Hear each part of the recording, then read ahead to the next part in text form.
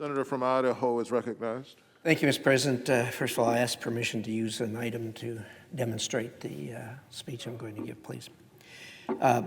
Fellow senators and to the American public, I rise today to underscore a travesty that's about to take place here in about an hour on the floor of the United States Senate.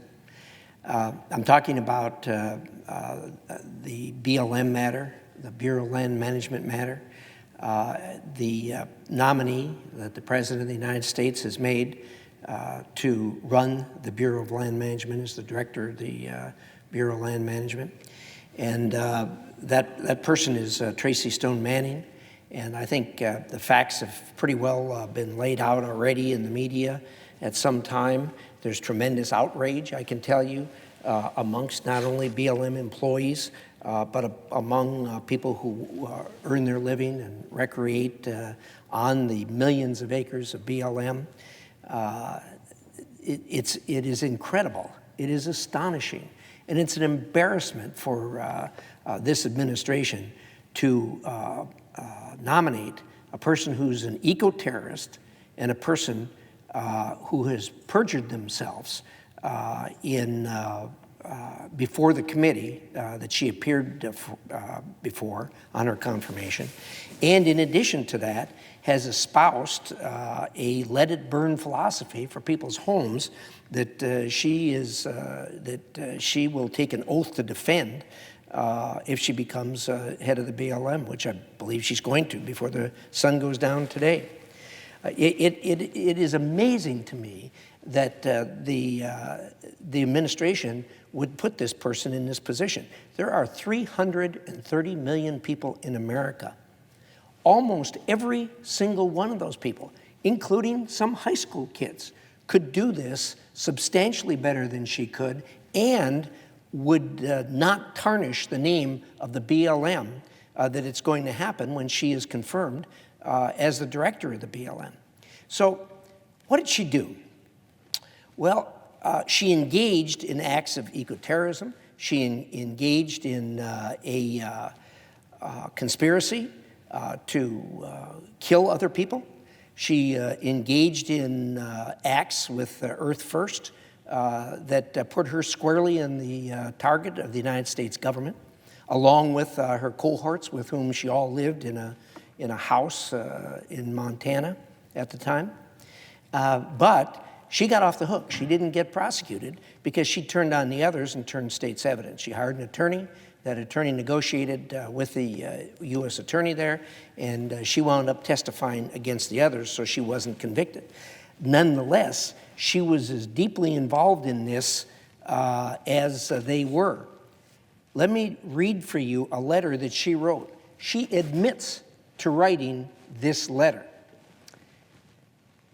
To whom it may concern, this letter is being sent to notify you that the post office sale in Idaho has been spiked heavily. Post office sale was a Forest Service sale of standing timber in the Clearwater National Forest in Idaho. She writes this letter regarding that. The reasoning for this action is that this piece of land is very special to the earth. It is home to the elk, deer, mountain lions, birds, and especially the trees. She's absolutely correct on that. The next paragraph describes what she did.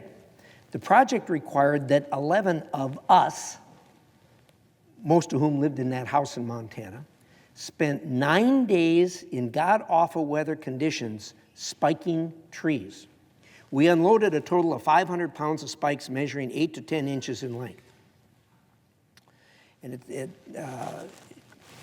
for people who don't understand what spiking trees is, and most people in America wouldn't, you think, how can it be harmful going out and putting a spike in a tree? This is a spike.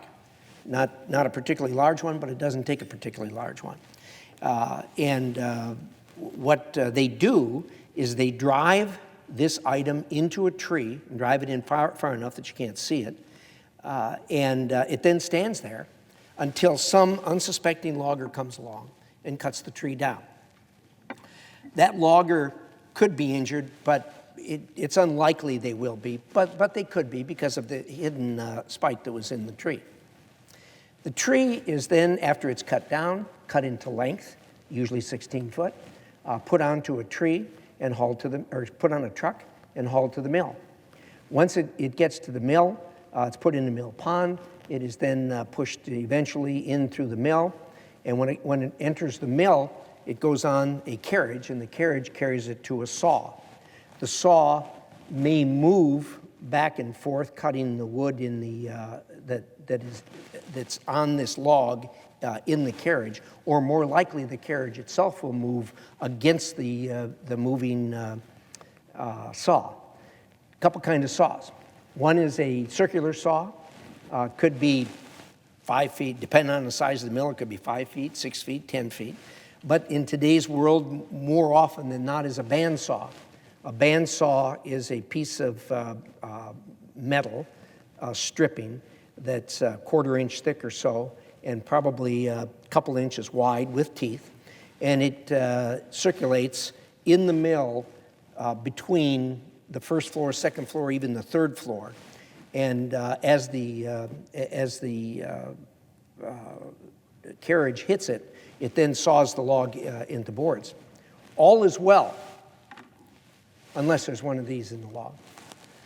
What happens when that saw hits this item in the log, the best description I can give you, it is much like a hand grenade going off, except that there's no fire explosion. But there is just as much shrapnel that goes out of this at a speed that is very, very fast, because all the moving parts are moving very fast. And what does it do? It kills and it injures log workers that are right there on the floor. These are innocent people. They're people that are working to make a living for themselves, for their families, for their children. There were people who go to work in the morning and not come home because someone knowingly, intentionally, maliciously, with a black and abandoned heart, stuck one of these in a tree. That is the only reason you put one of these in a tree, is to kill and maim fellow human beings who are absolutely innocent and who have done nothing wrong. She was involved in this. This person that the administration wants to run the Bureau of Land Management, that manages millions of acres, the largest tracts of land in the United States of America, they want to put this woman in charge of this agency. They sell timber all the time. She will be in charge of that. There's no need for this woman to be in charge of this agency. There are plenty of people who could do this. Today, in the Clearwater National Forest, those trees are still there. Some of them will be there for 100 or more years. It's very possible one of these is going to kill somebody working in one of the mills at some point in time after all of us are dead and gone. They'll ask at that time, how did this happen? And they'll say, well, a woman who was eventually became head of the BLM was involved in putting these spikes in these trees here. And people will shake their heads and say, what were those people thinking? That is shameful. It's despicable. And yet, that's what's about to happen here. Now, that was a while ago that this happened. But what's happened recently? She will be in charge of firefighting. Firefighting is absolutely critical on public lands in the West. We need it on Forest Service land. We need it on Bureau of Land Management land. But like I said, she has embraced the idea that letting fires burn and burning down the houses that are in the interface zones is perfectly fine. How do we know this? It's in writing. It's absolutely in writing. There was an article written fortuitously by her husband in 2018, but which she embraced on September 15th, 2020, in a tweet. And I'll get to the tweet in a minute. But this is the view that her husband takes of what should happen to houses, perfectly innocent people's houses, who build near public lands. The idea is let it burn. He says, but the federal government then needs to make fighting wildfires a social process subject to social contract. Perhaps the feds should commit themselves to refusing to send in the troops to any county that has not taken such measures. Perhaps the solution to houses in the interface is to let them burn. And he says, there's a rude and satisfying justice in burning down the house of someone who builds in the forest. She embraced this. Just a little over a year ago, she put out a tweet and said, not a bad time to revisit this piece from my husband, Richard Manning, from 2 years ago. This is a clarion call. Let them burn, she says, a clarion call to let people's homes burn. She put that out September 15th, 2020, just a little over a year ago. This is the person that we're going to confirm to fight fires and protect people's homes in the West. All of us in the West live relatively close to the interface zones, and many people, millions of people live in the interface zones. And she's saying it's a clarion call to let them burn.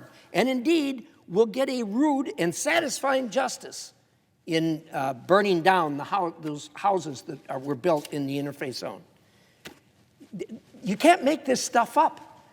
If someone wrote a book about this, someone would toss it and say, that's too ridiculous, this could never happen. This is the woman that this United States Senate is going to confirm on a straight party line vote in about an hour here. So, she comes before the committee. And the committee, although we didn't have all the facts at the time, as has been alluded to by my colleagues here, we were aware that she had attachments to eco-terrorist groups. And so some questions were put to her. And as is always happens before the committee, they're required to be signed under oath, which she did. And she was asked whether or not she'd ever been arrested or charged or been the target of an investigation involving spiking.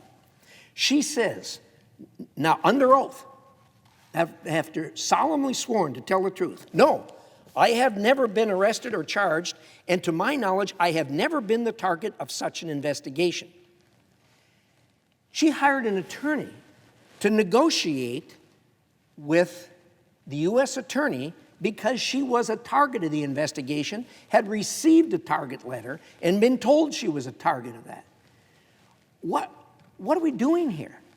How in the world can somebody come before a committee, take an oath that they would tell the truth, and then flat lie?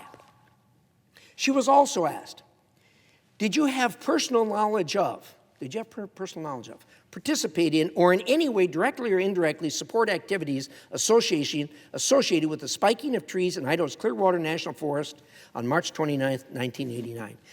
We read the letter she wrote where she admitted that she was involved in that. Her answer to that, I had no involvement in the spiking of trees. Under oath, she said that. We know otherwise. She says that 11 of us spent 9 days in god-awful weather conditions spiking trees. And she under oath says no. Next question, did you have personal knowledge of, participate in, or any way indirectly support activities associated with the spiking of trees in any forest during your lifetime? Answer, no. We know better. She admitted to signing this letter where she fessed up to it. Well, look, I know I'm not going to talk the Democrats out of confirming her. I can tell you that this is a shameful, shameful thing for the administration to do. It's a shameful thing for my friends in the minority to confirm her.